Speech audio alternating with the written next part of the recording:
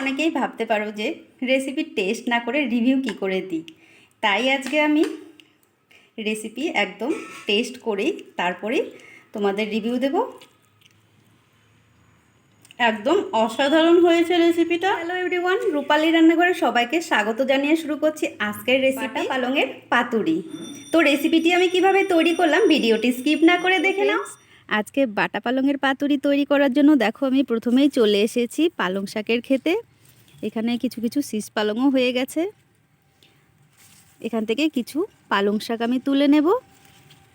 ঠিক এরকম করে শাকগুলো তুলে নিচ্ছি, পুরো গাছ তুলছি না, এখান থেকে আবার কুশি ছাড়বে। আমি যা শুধু পাতাগুলো তুলে নিচ্ছি। শাকগুলো সব তুলে নিলাম।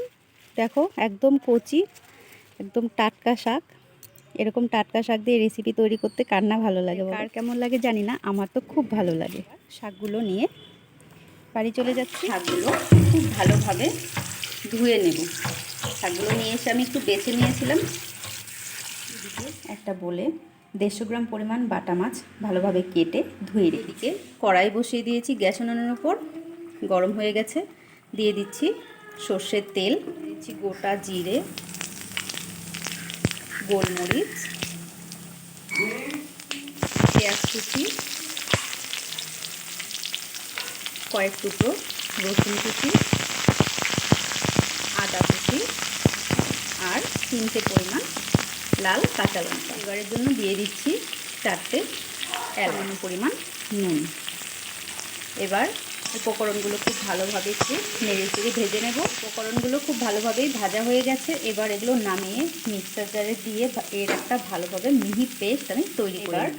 মাছে দিয়ে দিচ্ছি সামান্য পরিমাণ নুন, হলুদ, করে রাখা মশলার সব উপকরণ আর কিছুটা পরিমাণ সর্ষের তেল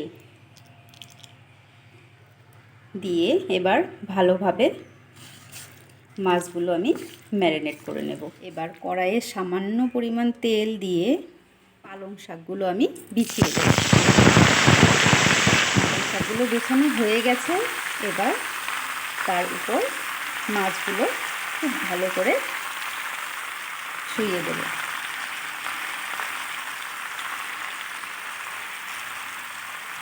মাছগুলো খুব ভালোভাবে আমি বিছিয়ে নিলাম। এবার ওপরে আরও কিছুটা পরিমাণ পালং শাক দিয়ে ঠিক এইভাবে ঢেকে দেব। তোমরা চাইলে পালং শাকগুলো কেটেও করতে পারো, বাট আমার এরকম গোটা গোটা করে রেসিপিটা তৈরি করতে ইচ্ছে হলো, তাই আমি এরকমভাবে করছি।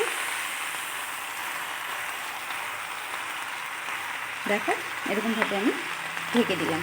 উনুনের আঁচ একদম লো করে 20 মিনিটের জন্য ঢাকা দিয়ে দিচ্ছি। মিনিট হয়ে গেছে, এবার আমি ঢাকা খুলে দিচ্ছি। রেসিপি একদম তৈরি হয়ে গেছে। একটু দেখে নিচ্ছি মাছগুলো কতটা পরিমাণ সেদ্ধ হয়েছে। দেখো মাছটা খুব ভালোভাবে সেদ্ধ হয়ে গেছে। এবার আমি নামিয়ে সার্ভ করে নেব। তো ফ্রেন্ডস, তোমরা কে কোথা থেকে আমার এই রেসিপি দেখছো অবশ্যই জানাবে। আর যদি ভালো লাগে তোমরাও একবার বাড়িতে এই রেসিপি ট্রাই করে দেখো, আশা করি ভালো লাগবে। আজকের বাটা পালংয়ের পাতুরি দেখো তৈরি হয়ে গেছে, আমি সার্ভ করে নিয়েছি। তো রেসিপিটি তোমাদের কেমন লাগলো অবশ্যই জানাবে। আর যদি ভালো লাগে লাইক কমেন্ট শেয়ার করে অন্যদেরকেও দেখার সুযোগ করে দেবে। আর এরকম নিত্য নতুন রান্নার রেসিপি দেখতে চাইলে যারা ইউটিউব থেকে দেখছো আমার চ্যানেলটিকে সাবস্ক্রাইব করে দিও। আর যারা ফেসবুক থেকে দেখছো প্রোফাইলটিকে ফলো করে পাশে থেকো। আজকের মতো এই পর্যন্তই। নেক্সট কোনো দিন অন্য কোনো রেসিপি নিয়ে তোমাদের সামনে হাজির হব। সবাই সুস্থ থেকো, ভালো থেকো। নমস্কার।